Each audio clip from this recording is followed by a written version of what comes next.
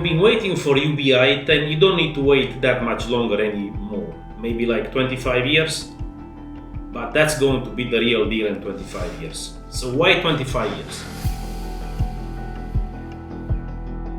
Let's look at the job market, especially in USA, because that's like the leader, and what's happening in USA is going to happen sooner or later in the other countries. Well, in USA, there are about 7.5 million people working in the driver business, whether they are heavy truck drivers or school bus drivers, or they work in the Uber economy, or they are taxi drivers, etc. So 7.5 million. I'll show you the numbers on the screen now. Now keep these numbers in mind. Regardless of autonomous cars that can self-drive, there are like 5 levels that cars can have. Level 0 is like basic cars that have zero functionality, and level 5 is when a car is fully aware of the road and it needs zero interactions from a human in order to properly drive. Cars that are sold nowadays and that they have self-drive features are between level 2 and 3. Now the estimate, and many people agree to this, is that we will reach level 4 mass production by 2030. And after that we need to wait roughly 8 to 10 years to get to level 5 and enter mass production. At that point, when this happens, all these people that I mentioned before will lose their jobs very, very, very fast. Now you may think that this is going to be a slow process, but that's not the case. Now imagine that you are the owner of a truck driver company and you just come to work on Wednesday morning. You open the press, you read the press, and what do you see? Your biggest competitor has laid off 80% of the drivers. That's maybe the best day of your life. You're thinking, hey, I'm going to make a lot of money. These guys are going out of business. Okay, let's open the champagne. And while you open the champagne, you continue to read the press article. And what do you see? Well, you see that they actually fired 80% of the drivers, but they are hiring AI-based drivers instead. So they are very far away from losing their business. In fact, they are going to make a quantum leap in terms of efficiency and money-making capabilities, because the AI-based drivers, they don't require a salary, they don't require to stop after a certain number of miles, and they certainly don't require to sleep or anything like that. They can work 24 hours a day.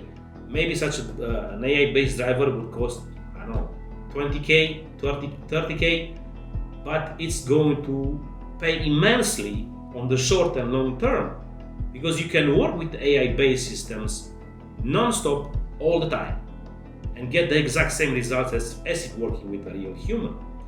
And then you realize that you just opened the bottle of champagne for nothing, and you should probably close it, because unless you do the exact same thing, you're going to be out of business. So what will this potential business owner do when he would be faced with such a situation? Well, the first thing that he will do is, hey, call the bank and say, how much money is in the bank right now? Oh, $3 million, sweet. I want to buy AI-based drivers with all the money, because we need them today. We need them yesterday, but yesterday had already passed. We don't know how to switch the time back. But we want to switch back to this new model immediately, because our competitors are already doing that. And if we do nothing, we will just run out of business. They will drive us out of business immediately. It's going to happen in a matter of months. So yeah, this is the kind of reaction that you can expect from businesses. And once the technology reaches the tipping point, it's going to be slow. It's going to be like an explosion. Like everything is calm, nothing happens really, business as usual. And all of a sudden you come to work and you see the situation that I mentioned before, and then you realize that you need to act immediately. And once you do that, you also need to fire the people, because you cannot invest $3 million or whatever $1 million, just I gave you some examples, into technology and still keep people around. You have to make the switch. You have no choice. And that means the US Congress and is going to be faced with some very tough challenges. You're going to have 7.5 million people on the market that have no job any longer. They are healthy people, they are people that have families, that they want to work, but their skills have disappeared literally overnight. Nobody will need drivers any longer.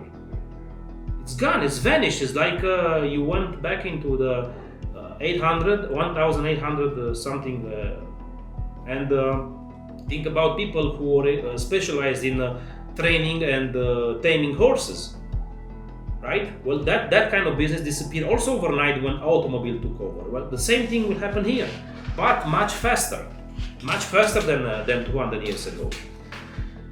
So this is not going to be just one crisis, unfortunately, because AI will either exterminate other jobs or it will make multiple other jobs completely, maybe not completely useless, but they will diminish their value. For example, let's suppose that today you need 10 software developers to develop something. What if with the help of AI you can have 2 software developers? This can be true in many other fields, including for lawyers, engineers, even doctors will be affected, but more on that on a future video. And everywhere across the board, jobs will be lost. For me, it's a miracle that people are thinking that hey, we shouldn't worry about AI from this point of view because no new jobs is going to be invented. What new jobs? What, you're going to make 8 billion people be software engineers working for OpenAI?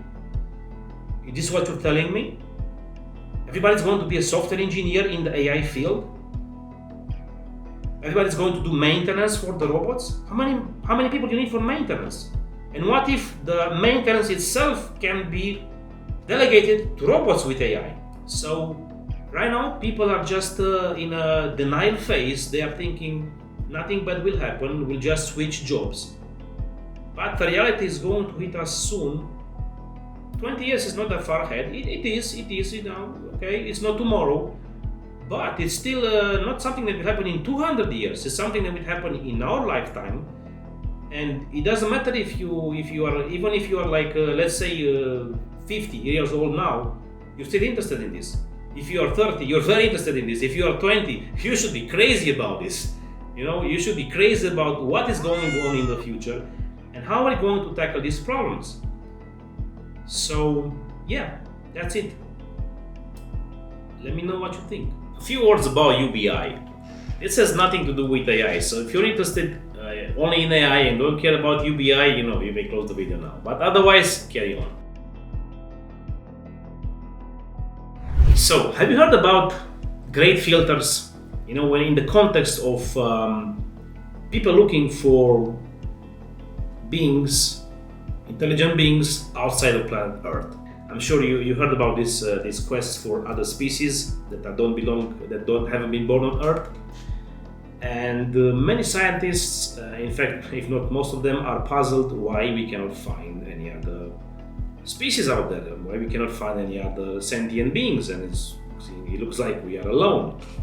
And one of the theories about this are saying that we cannot find other sentient beings because all societies are meeting some sort of filters at some point in their development, and they cannot cross those filters and they just die out. And I would argue that UBI is actually such a filter. Many people think that it's the greatest thing ever, but I don't agree with that. And the reason I don't agree with that because I'm looking at people, how people react to this when they are subjected to this in, let's say, in real life. I'm from Eastern Europe, and in Eastern Europe, in the countryside, the government is running some programs in which they give like 200 euros a month to people which are from like what they call poor areas because they can't easily find a job. So they just get 200 euros a month without doing anything. Idea with this, of course, was that hey, they will get this money and they will look for other jobs because 200 euros is not much in the end.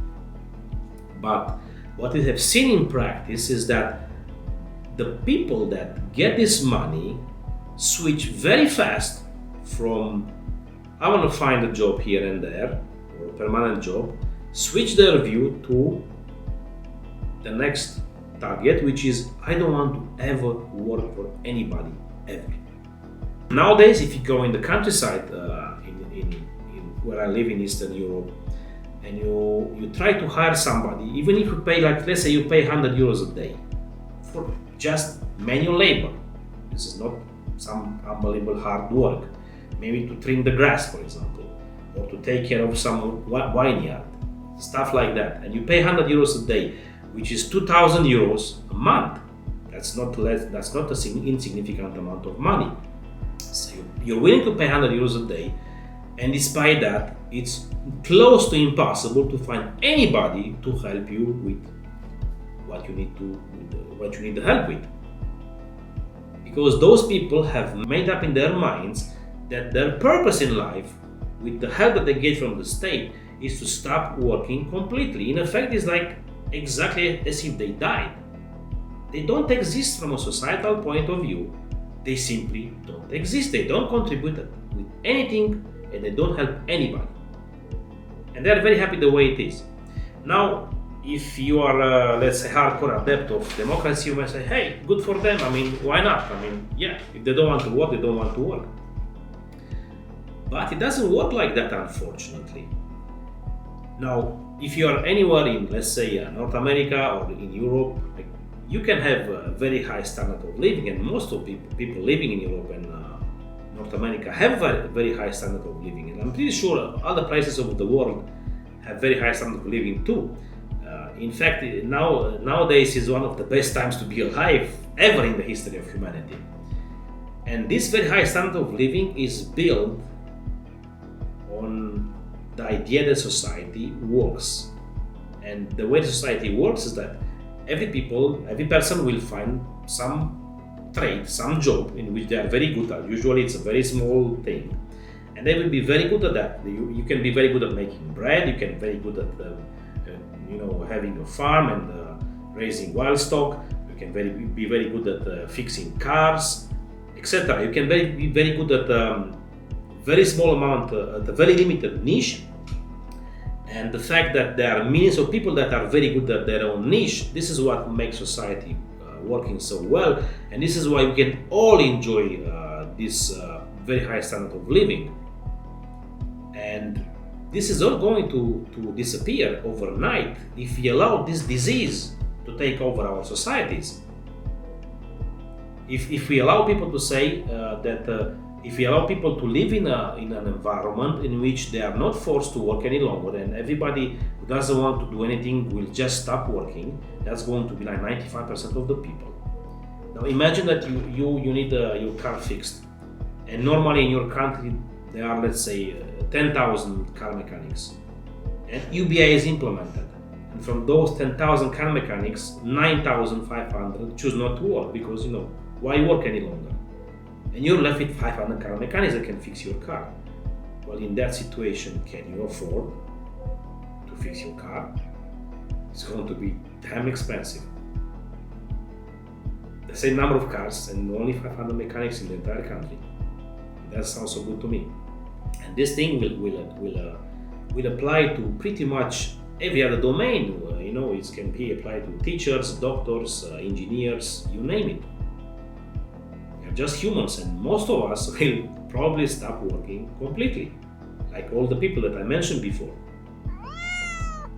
Right now it's just a thought experiment and a practical experiment to let's say a small degree. But if we implement UBI on a global scale, we will find out the answer to this question very, very fast. Thank you. Hey ChatGPT, so I have a problem. My droid is stuck in a very strange position and he's not responding to any orders. What should I do? You mean I should leave the house? Leave the house? I haven't left the house in 12 years. Are you crazy? There's cannibals out there. There has to be another solution. You can maybe send somebody over, like another droid. Anyway, I need some help, I'm not leaving the house. And if you fix the droid, please make sure that you don't erase the memory, because he loves me.